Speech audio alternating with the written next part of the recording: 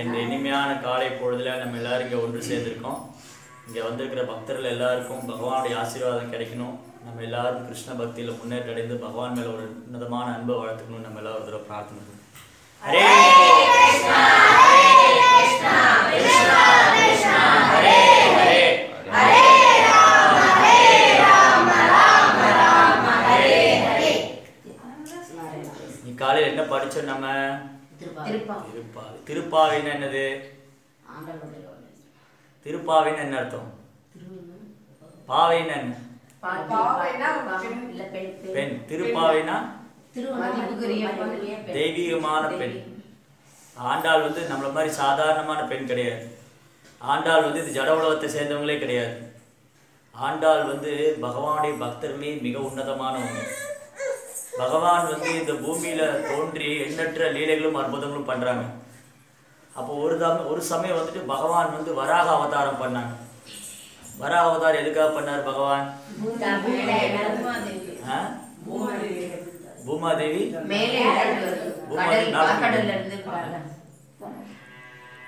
பகவான் எதுக்காக வராக அவதாரம் பண்ணார்?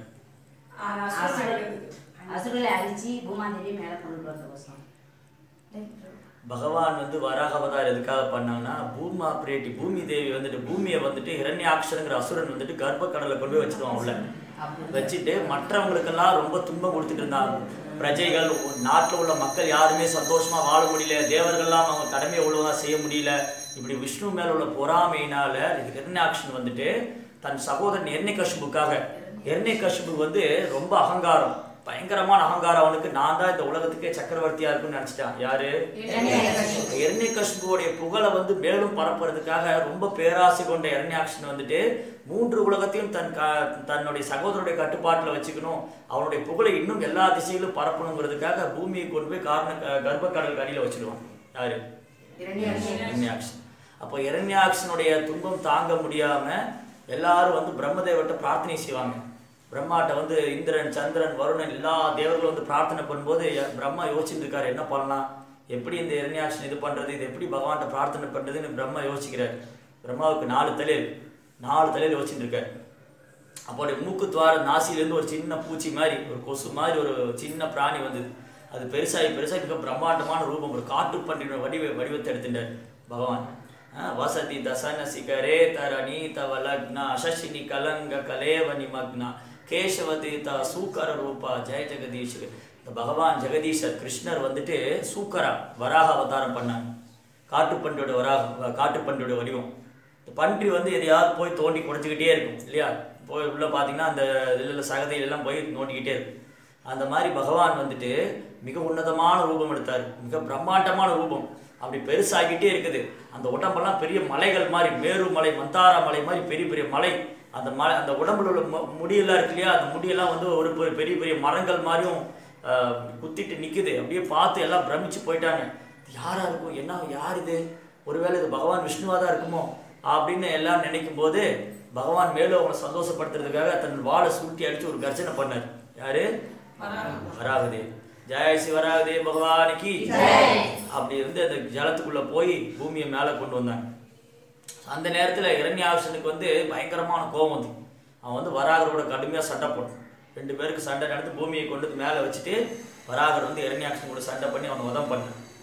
ஸோ பூமாதேவி தன் மடியில் உட்கார வச்சு பகவான் அவருடைய வைபவங்கள்லாம் சொல்கிறாங்க. எப்படி இந்த பிரபஞ்சம் படைக்கப்பட்டது, எல்லா அண்ட சராசரனுடைய மகிமை, அதனுடைய தத்துவங்கள், எப்படி இந்த பிரபஞ்சம் படைச்சாரு பகவான், என்னென்ன அற்புதங்கள் செய்கிறாரு, பக்தித்தோடைய மகிமை என்ன, பகவானுடைய பக்தர்கள் எவ்வளோ உன்னதமானவங்க, தன்னுடைய பக்தர்கள் தனக்கு மிகவும் பிரியமானவங்கிறதெல்லாம் யார் யார் சொல்கிறாங்க?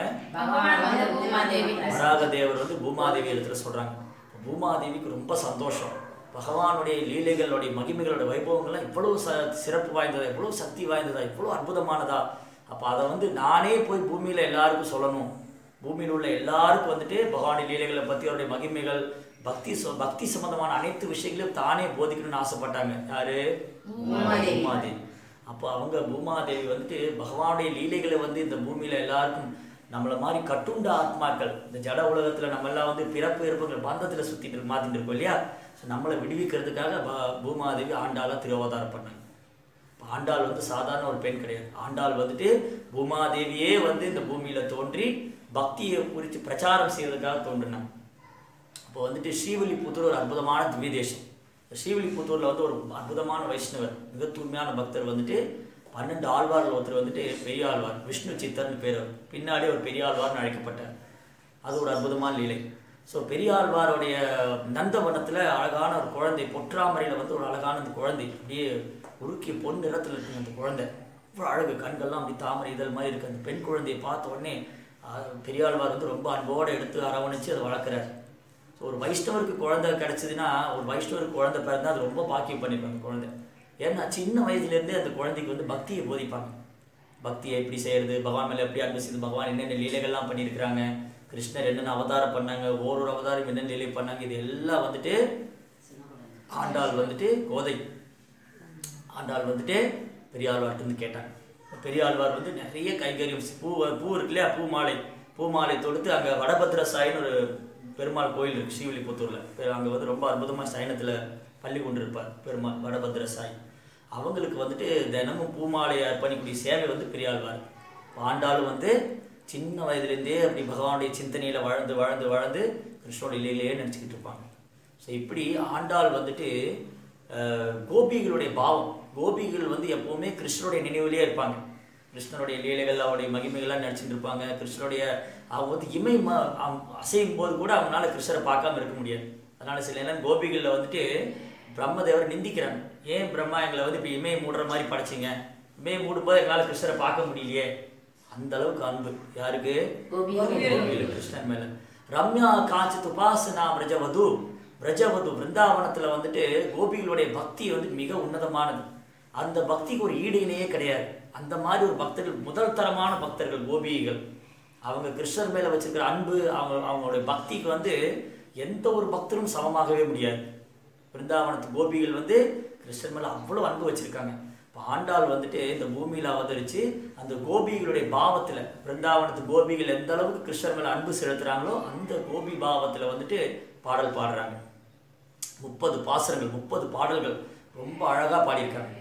இந்த ஓரொரு பாடலையும் வந்துட்டு மிக உன்னதமான தெய்வீகமான பகவானுடைய குணங்கள், லீலைகளுடைய நாமத்துடைய மகிமைகள், வைபவங்கள் எல்லாத்தையுமே நம்ம பார்க்க முடியும்.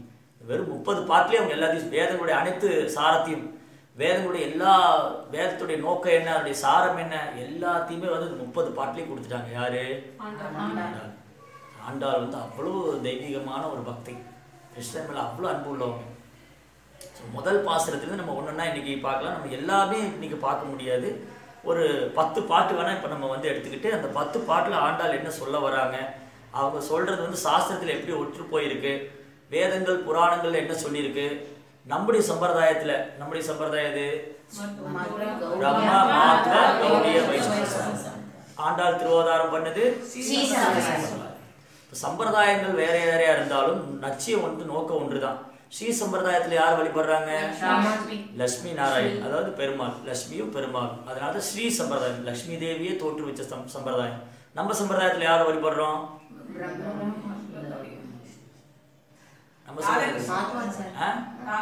ராதாகிருஷ்ணன். ஸோ ராதாகிருஷ்ணர் நம்ம வழிபடுறோம், அவங்க லக்ஷ்மி பெருமாள், லட்சுமி நாராயணன் வழிபடுறாங்க. ஸோ நம்முடைய சம்பிரதாயத்தில் வந்து ராதாராணி, ஸ்ரீமதி ராதாராணி, கோபிகள், ஸ்ரீமத் பாகவதம், இதெல்லாம் ரொம்ப பிரதானமானது. நம்ம வந்து பாகவத தர்மத்தை பின்பற்றோம், பாஞ்சராத்திரிக பக்தி. ஸ்ரீ வைஷ்ணவரும் வந்துட்டு பக்தி தொண்டு தான், பாஞ்சராத்திரி தான் பின்பற்றுறாங்க. அவங்க வந்து ஆழ்வார்கள் அடி செய்த பாசுரங்கள், ஆண்டாளுடைய பாடல்கள், இதையெல்லாம் வந்து அவங்க ஃபாலோ பண்ணுறாங்க. ஸோ வழிமுறைகள்லாம் ஒன்று தான், கொஞ்சம் கொஞ்சம் வித்தியாசம் இருக்கும், அவ்வளோதான்.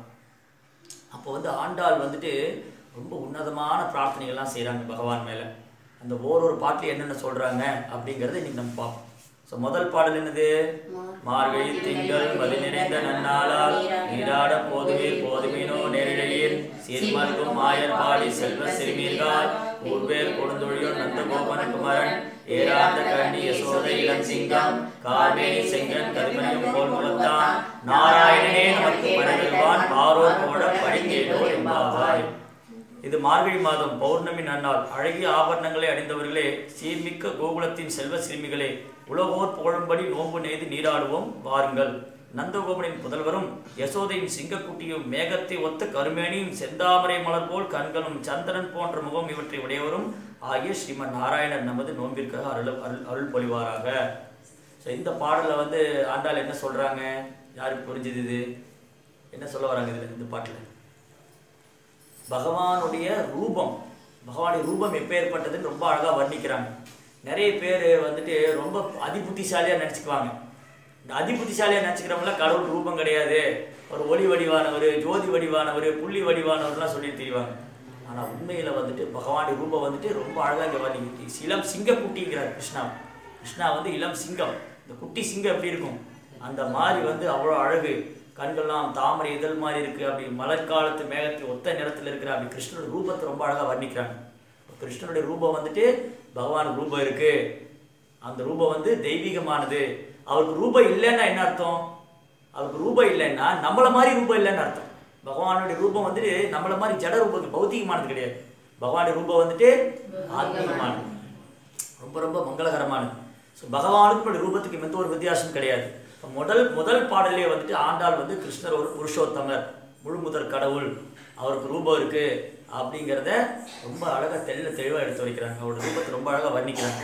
அப்புறம் அவருடைய கருணையை வேண்டி பிரார்த்திக்கிறாங்க. நாராயணர் மட்டும்தான் நமக்கு பறை தருவார், நாராயணன் தான் நமக்கு ஆசீர்வாதம் வழங்க முடியும். மற்ற தேவதைகள்லாம் வந்து ஆசீர்வாதம் வழங்கலாம், ஆனால் உண்மையாலுமே வந்து வைகுண்ட பிராப்தி யார் கொடுக்க முடியும்? நாராயணன் மட்டும்தான் கொடுக்க முடியும். அதனால தான் தேவர்களே உயர்ந்தோர் மகாதேவர்.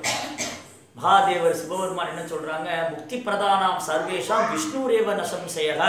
ஒருத்தருக்கு மோட்சம், முக்தி பிராப்தி, மோட்ச பிராப்தி யார் வழங்க முடியும்? விஷ்ணுரேவ நசம்சய, விஷ்ணுவை தவிர வேற யாராலும் வழங்க முடியாது. அதனால தான் ஆண்டாள் சொல்றாங்க, அந்த பகவான் கிருஷ்ணர் அவர் தான் நமக்கு வர வருவான், அவருடைய நாமத்தை நம்ம ஜபிக்கணும். இப்போ முதல் பாட்டிலே வந்துட்டு பகவானுடைய ரூபத்தை புகழ்றாங்க, அவர் தான் நமக்கு மோட்சம் தருவார் சொல்றாங்க, அவருடைய நாமத்தை உச்சரிக்கணும். ஹரே கிருஷ்ணா ஹரே கிருஷ்ணா கிருஷ்ண கிருஷ்ணா ஹரே ஹரே, ஹரே ராம ராம ராம ஹரே ஹரே. இதேதான் வந்துட்டு ஆண்டாள் வந்து சொன்னதை தான் பெரியாழ்வாரும் எடுத்துரைத்தார். பெரியாழ்வார் வந்துட்டு அவர் விஷ்ணு சித்தராக இருந்த பொழுது அவர் மதுரையில் மன்னர் வந்துட்டு ஒரு பெரிய அறிக்கை விட்டார். யார் வந்து பரம சத்தியம் யாரு, அவர் அடையிறதுக்கான மார்க்கம் என்ன, அதுக்குண்டான வழி என்னன்னு யார் போதிக்கிறாங்களோ அவங்களுக்கு பொற்கொடி பொற்காசு, ஒரு பெரிய மூங்கில்ல பொற்காசு கட்டி தொங்க விட்டுருவார். யாரு? மதுரையோடைய சக்கரவர்த்தி. அப்ப எண்ணற்ற சமயத்திலிருந்து வருவாங்க. சமயம், வைணவம், ஜைனம், பௌத்தம், இந்த மாதிரி எண்ணற்ற தத்துவவாதிகள்லாம் போவாங்க. இப்போ வைணவத்தை வந்துட்டு எஸ்டாப்ளிஷ் பண்ணுறதுக்காக பகவானே வந்துட்டு பெரியாழ்வார்கிட்ட சொல்லுவாங்க, விஷ்ணு சித்தட்ட நீ போய் சொல்லு, நான் தான் முழுமுதற் கடவுள், நாராயணன் தான் முழுமுதற், அவருடைய நாமம் தான் வந்து மோட்சத்துக்கான பாதை அப்படின்னு யார் சொன்னாங்க? யார் இடத்துல?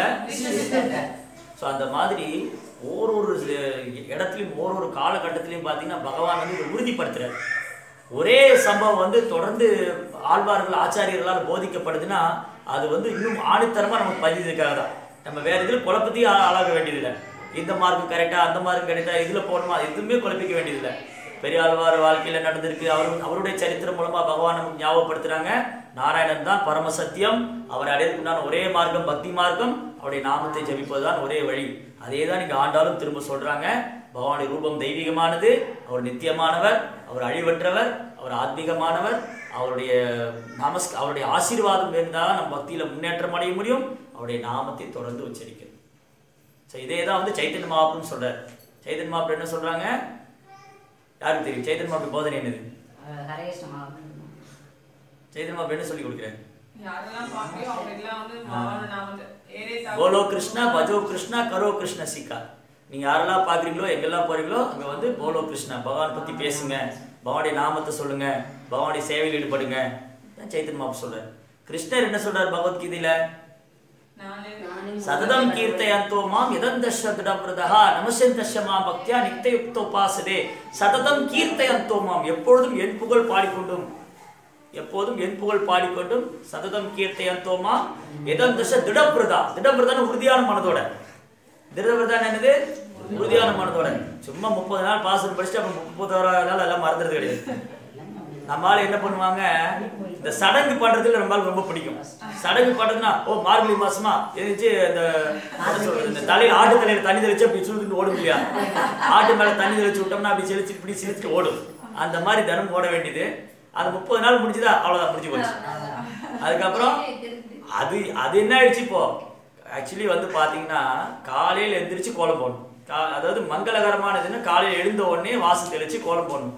நம்ம ஆளுக்கு முந்தின நாள் நைட்டே போட்டு வச்சிருவாங்க. காலையில் கோலம் போட்டு எந்திரிச்சுன்னே பச்சை தண்ணியில் குளிச்சுட்டு போய் பனியில் கோலம் போடணும் இல்லையா, அதனால முந்தின நாள் நைட்டே போட்டு வச்சிருது. இது எப்படின்னா காலையில் சாப்பிட்றதுக்கு நைட்டு சாப்பிட முடியுமா? காலையில் அந்தந்த வேலைக்கு பசுப்பு அப்பப்போ சாப்பிடணும் இல்லையா. காலையில் எனக்கு பசிக்கணும், தோசை சாப்பிடணும், நைட்டே தோசை சாப்பிட்டா சரியாகுமா? ஆவாது. அந்தந்த வேலைக்குள்ளது அப்பப்போ பண்ணணும். அதிகாலையில் எந்திரிச்சு செய்ய வேண்டிய மங்களகரமான வேலையை நைட்டு பண்ணக்கூடாது.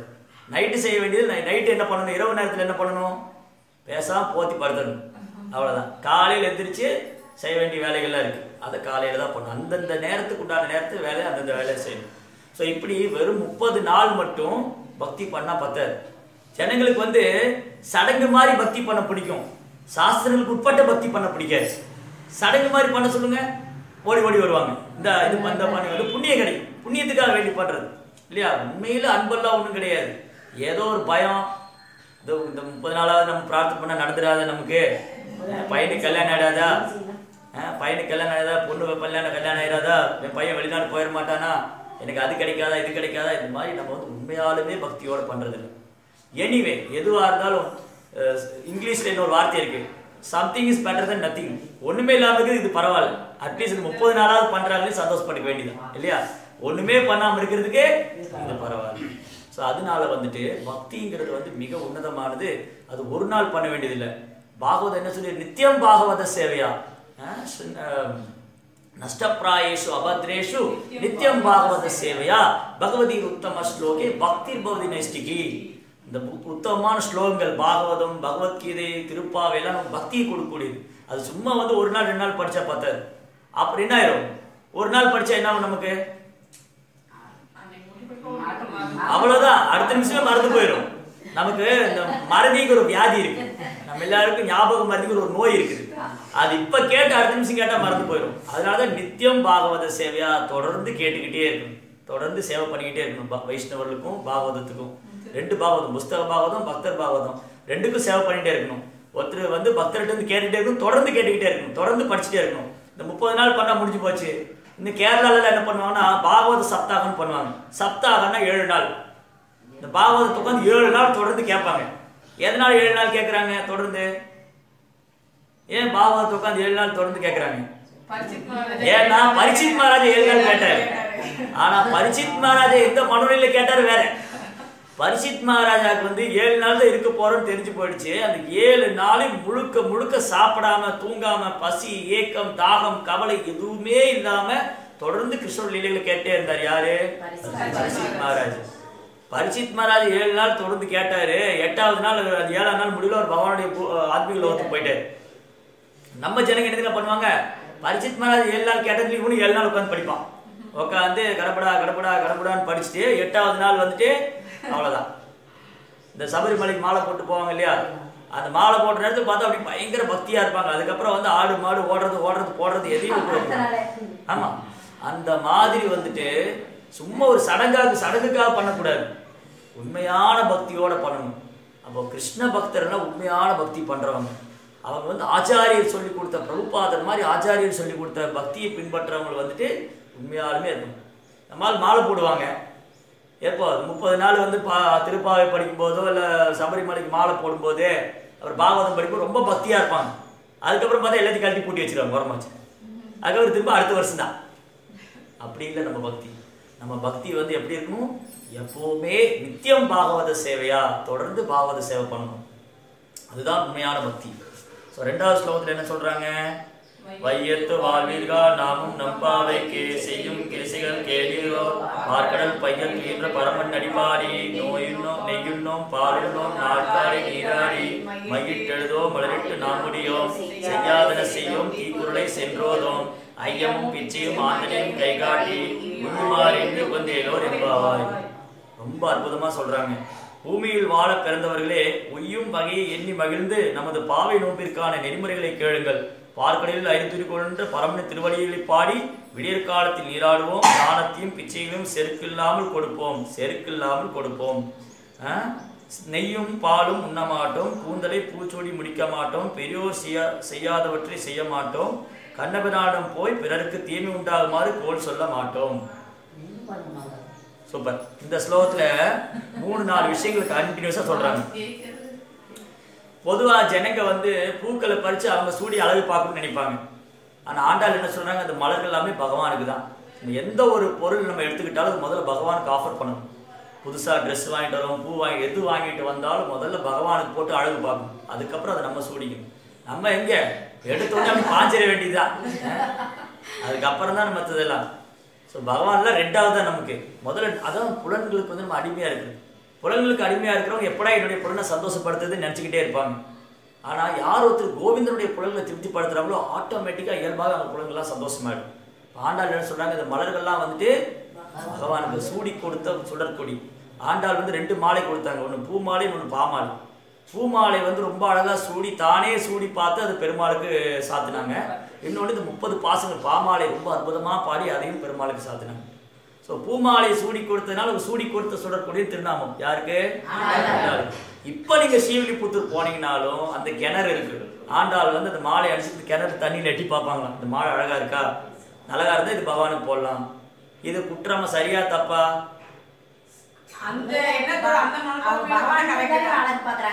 நீங்க வந்து பகவானுக்கு மாலை கட்டி கொடுக்குறீங்க, அதை வந்து நீங்க போட்டு பார்த்து கொடுப்பீங்களா? சரியா தப்பா? அது ஆண்டாள் பண்ண சரியா தப்பா? அது எப்படி ஆண்டாள் பண்ணா மட்டும் சரி, நம்ம பண்ண தப்பு?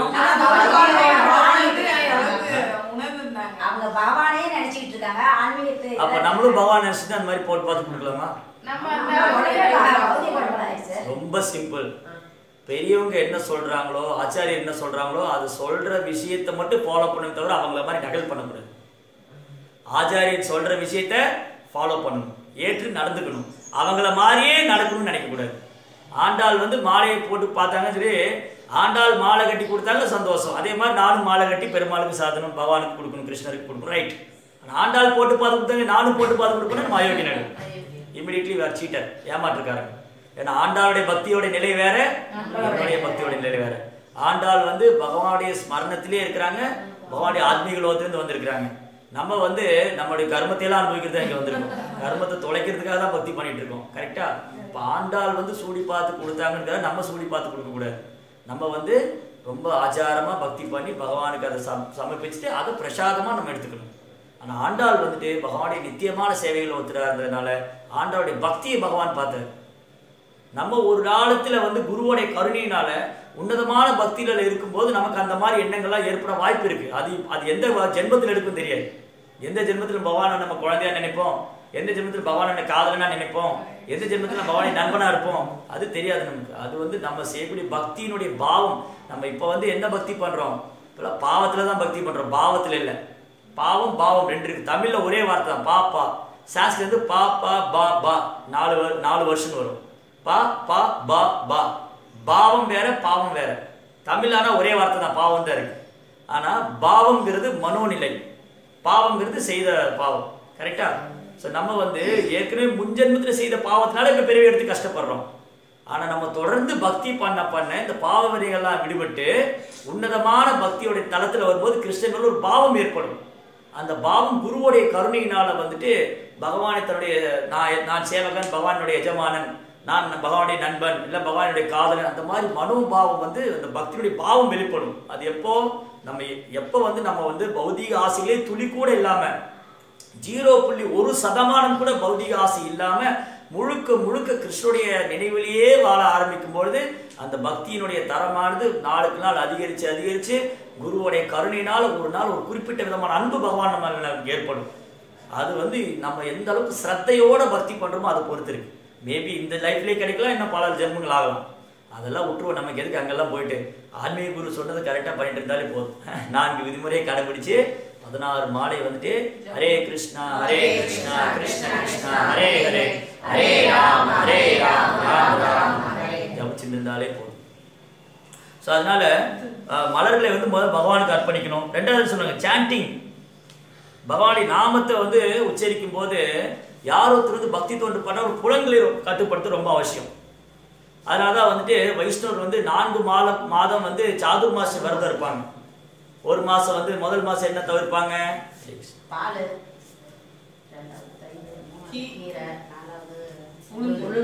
முதல் மாதம் எது சாப்பிட மாட்டாங்க? இங்க சொன்னாங்களா பால் உண்ணும், பால் உண்ணும், நெய் உண்ணும், எதுவுமே சாப்பிட மாட்டோம். அப்போ எதுக்குன்னா புலன்களுக்கு நம்ம அடிமையாக இருந்துட்டோம்னா பக்தியில் முன்னேற்றம் அடையவே முடியாது. அதனால திருப்பாவை நோன்பு விரதம் இருக்கிற ஆண்டாள் சொல்கிறாங்க பால் உண்ணும், நெய் உண்ணும். அந்த மாதிரி வைஷ்ணவர்கள் வந்துட்டு பக்தி தொண்டு பண்ணும்போது ஒரு மாதம் ஒன்று தவிர்ப்பாங்க. ஒரு மாதம் ஃபுல்லாக கீரை, அதுக்கப்புறம் வந்துட்டு தயிர், அதுக்கப்புறம் பால், அதுக்கப்புறம் உளுந்து. அன்றாட வாழ்க்கை நம்ம எது அதிகமாக எடுத்துக்கிறோமோ, எது மேலே ரொம்ப ஆசையாக இருக்குமோ, பால் குடிக்காமல் இருக்க முடியாதுன்னு நினைப்போம், தயிர் சாப்பிடாமல் இருக்க முடியாதுன்னு நினைப்போம், இட்லி தோசையெல்லாம் சாப்பிட முடியாமல் இருக்க முடியாதுன்னு நினைப்போம் இல்லையா? இது நம்ம அன்றாட வாழ்க்கையில் சாப்பிட்றது. அதை வந்து தியாகம் செய்துட்டு பக்தி செய்யணும். பக்தினாலே கொஞ்சம் சின்ன சின்ன விரதங்களும் தவங்களும் அவசியம். பேரளவான பக்தி எதுவும் தேவையில்லை. ஆனால் உண்மையாக பக்தி பண்ணுறவங்க கொஞ்சம் தப வாழ்க்கை அனுப்பிச்சு. தபங்கிறது என்னென்னா நமக்கு நாமளே ஏற்படுத்திக்கிறது தான். நம்ம மேலே யாரையும் தபத்தை திணிக்க முடியாது. நம்ம ஆன்மீக முன்னேற்றத்துக்காக நம்ம ஏகாதசி விரதம் இருக்கிறது, அன்றைக்கி தானியங்கள்லாம் தவிர்த்து காய்கறிகள், பால், பழங்கள், கிழங்கு வகைகளை மட்டும் சாப்பிட்றோம். ஸோ இப்படி விரதம் இருக்கு. விரதம் இருக்கிறதுனால என்ன ஆகுது? எதுக்காக ஒருத்தர் விரதம் இருக்கணும்? ஆன்மீகத்தில் முன்னேற்றம் அடையணும், புலன்களை கட்டுப்படுத்துவோம். நாக்கு தான் எல்லாத்துக்கும் காரணம். தாராமத்தியா ஜீவாகதி லோகமாயா சுதர்மதி. பக்தி நோத்தாக்கு ரொம்ப அழகா பாடுறாரு. எம்பெருமானே, இந்த ஜட உடல் அறியாமையின் மொத்த வடிவம். அறியாமையோட மொத்த வடிவம் தான் இந்த உடம்பு. அது புலன்கள் மரணத்தை நோக்கி கொண்டு செல்லும் பாதை. இந்த புலன்கள்லாம் இருக்கு இல்லையா? நமக்கு 9 புலன்கள் இருக்கு, 9 கேட் இருக்கு நம்ம உடம்புல. தெரியுமா உங்களுக்கு? நவத்வாரே புரே யோகி. நவத்வாரம் 9 துவாரம் இருக்கு, 9 கேட்டு. கேட்னா இது நுழைவாயில், நரகத்துக்கு போற நுழைவாயில். இதெல்லாம் கண்ணு, காது, மூக்கு, வாய், அப்புறம் பால் உறுப்பு, இந்த மாதிரி 9 புலன்கள் இருக்கு. இது 9 வந்து நரகத்தினுடைய கதவு. அதனால வந்து இந்த புலன்களை வந்து கட்டுப்படுத்தணும்னா நம்ம நாக்கு தான் கட்டுப்படுத்தும். தாராமத்தியா ஜீவாகதி லோகமாயா சுதர்மதி. பகவானே, இந்த ஜட உடல் அறியாமல் மொத்த வடிவாகும். அதில் புலன்கள் மரணத்தை நோக்கி கொண்டு செல்லும் பாதையின் வடிகளாகும்.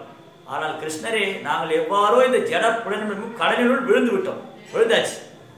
ஆனால் என்னை காப்பாற்றுறதுக்காக இந்த நாக்கு தான் மிக கொடுமையானது. நாக்கு கட்டுப்படுத்த ரொம்ப கடினம். ஆனால் கிருஷ்ணா பகவானே, நீங்கள் ரொம்ப கருணையோடு இந்த மகாபிரசாதத்தை கொடுத்துருக்கீங்க. இந்த மகாபிரசாதத்தை உட்கொள்றது மூலமா நான் என் புலன்களை கட்டுப்படுத்திக்குவேன், திருப்திப்படுத்திக்குவேன். பிரசாதம், பிரசாதம்னா கருணை, பகவானுடைய கருணை. பகவானுக்கு படைக்கிறதுக்கு முன்னாடி இது போகான்னா அனுபவிக்கிறது. இப்போ யார் அனுபவிப்பாளர்? கிருஷ்ணர் தான் அனுபவிப்பாளர். அவர் அனுபவிச்ச மீதியை வந்து சாப்பிட்றது தான் பிரசாதம், அவருடைய கருணை. ஸோ இப்படி தான் நம்ம புலன்களை கட்டுப்படுத்த முடியும். ஸோ ஆண்டாள் அடுத்த வரியில் என்ன சொல்றாங்க? புலன்களை கட்டுப்படுத்துக்காக விரதம் இருக்கணும். இன்னும் முக்கியமாக ஒன்று சொல்றாங்க, என்ன கோல் சொல்லக்கூடாது சொன்னாங்களா இல்லையா? இதைத்தான் நம்ம முதல்ல சொல்றோம். எங்க பண்றது பூரா தானே, அடுத்தவங்களை கோல் சொல்றது நமக்கு வேலையாவே இருக்குது. அதை செய்யாதீங்கன்னு தான் சொல்றாங்க ஃபர்ஸ்ட். பாருங்க, இது எவ்வளவு தூரம் படிக்கிறோம். காலையில கூட படிச்சோம். 10 குற்றங்களை முதல் குற்றம் வந்து பகவான் திருநாமத்தை பார்க்க தன் வாழ்க்கையை அர்ப்பணிக்கிற வைஷ்ணவரை நிந்திப்பது குற்றமா? ஒருபோதும் வைஷ்ணவ அபராதம் செய்யவே கூடாது. வைஷ்ணவ அபராதம் சைதன்ய மாப்பிள்ளை என்ன சொல்றாங்க கேள்விப்பட்டிருக்கீங்களா? வைஷ்ணவ அபராதம் பண்ணா என்ன ஆகும்? சைதன்ய மாப்பிள்ளை சொல்றாரு, ஒரு மத யானை வந்து தோட்டத்துல நுழைஞ்சா என்ன ஆகும்? ஒரு மதம் முடிச்சு யானை வந்து வயலுக்குள்ள நுழைஞ்சா என்ன ஆகும்? எல்லாத்தையும் தும்சமாக்கிரும் இல்லையா? சில நேரங்களில் நீங்க டிவில எல்லாம் கேட்டிருப்பீங்க, காட்டு யானை தோட்டத்திலிருந்து நாசம் செய்தது, கரும்பை நாசம், வாழை குழையை நாசம் செய்தது. அவ்வளவுதான். மத யானை உள்ள வந்தா தோட்டத்தை தும்சமாக்கிரும்.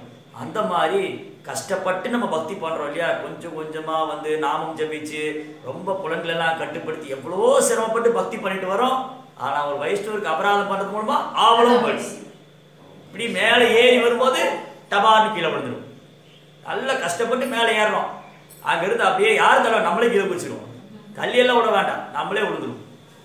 அதனால வைஷ்ணவ அபராதம் வந்துட்டு கோல் சொல்லாதீங்க.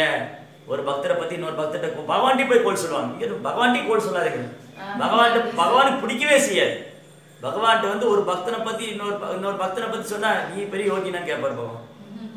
பகவான்கிட்ட போய் அவர் அப்படி பண்ணிட்டாரு இவர் இப்படி பண்ணிட்டார் சொல்லவே கூடாது பகவான்கிட்ட. ஏன்னா பகவான் என்ன சொல்றாருன்னா, பகவத்கீதையில ஒருத்தன் ரொம்ப மோசமா நடந்துக்கிட்டா கூட அவன் என்னுடைய பக்தன் சாதுவா தான் நினைக்கணும்னு சொல்றாரு. அபிச்சேத சுத்ராச்சாரோ பஜதேமா மனன்யபா சாதுரேவ சம்பந்தவ்யக. ஒரு பக்தன் ரொம்ப மோசமா நடந்துக்கிறார், நம்மகிட்ட சண்டை போடுறாரு, திட்டுறாரு, கோல் சொல்றாரு, இதெல்லாம் பண்ணா கூட அவர் சாது தான். ஏன்?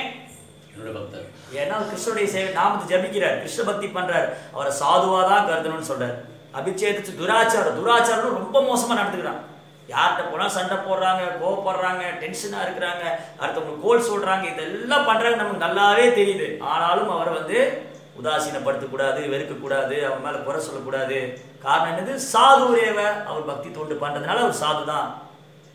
அப்ப என்னதான் ஏன் கிருஷ்ணா அப்படி சொல்றாரு? ஏன்னா அவன் எப்ப நாமம் ஜபிக்க ஆரம்பிச்சிட்டாரோ அப்பவே அவன் பகவானுடைய மேற்பார்வையில் இருக்கிறார்.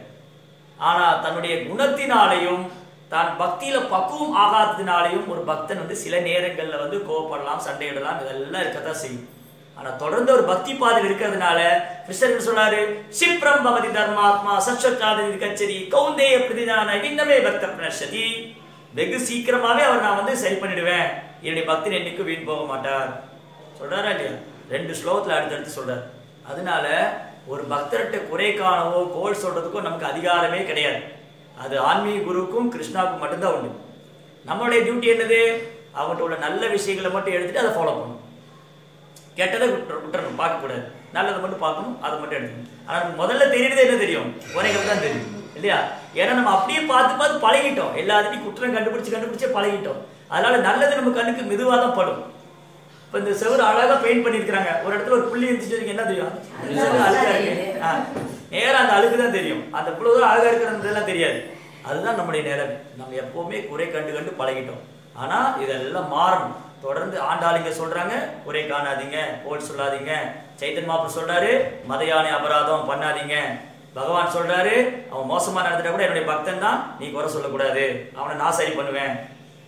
அதனால நம்ம பொறுமையா இருக்கும். நம்ம கூட பண்ணக்கூடிய சக பக்தர்கள் வந்துட்டு சில நேரம் ஒவ்வொருத்தரும் ஒரு நிலையில் இருப்பாங்க. சிலர் 5 வருஷம் பக்தி பண்ணுவாங்க, 10 வருஷம் பண்றாங்க, 20 வருஷம் பண்றாங்க, 30 வருஷம் பண்றாங்க, 2 வருஷம் பண்றாங்க. ஒவ்வொருத்தரும் அவங்கவங்க நிலையிலிருந்து முயற்சி பண்ணிக்கிட்டு இருக்கிறாங்க. அப்ப அவங்க பக்குவமாகிற வரைக்கும் அப்படித்தான் இருப்பாங்க. நம்ம என்ன பண்ணணும்? அவங்களை அப்படியே ஏத்துக்க வேண்டியதான். இப்போ ஜெகதானந்த பிரபு இருக்காருன்னு வச்சுக்கோங்களேன், ஜெகதானந்தா வந்து இப்படிதான் இருப்பாரு, அவ்வளவுதான். அவர் மாறணும்னு நினைக்கக்கூடாது, அவர் இப்படிதான் இருப்பாரு, நம்ம மாறிக்கணும். சரி, அவர்கிட்ட இப்படிதான் இருக்கணும், அவ்வளவுதான். அவர்கிட்ட பழகும் போது அவர் குணம் தெரியும், அவர் அப்படிதான், நான் சரி ரைட், அவர்கிட்ட இப்படிதான் பழகிக்கணும். அந்த மாதிரி நம்ம அட்ஜஸ்ட் பண்ணிக்கணும். பக்தர்களுக்குள்ள அனுசரிச்சு போகலன்னு வச்சுக்கோங்களேன், நம்ம வந்து அபராதம் பண்ண ஆரம்பிச்சு குற்றங்களை பண்ணணும். நம்ம வந்து நமக்கு என்ன? நமக்கு பகவானை சேவை வேணும், பக்தி செய்யணும், பகவான் மேல அன்பு வளர்த்துக்கணும். அப்ப என்ன பண்ணணும்? பக்தர்கிட்ட ஒரே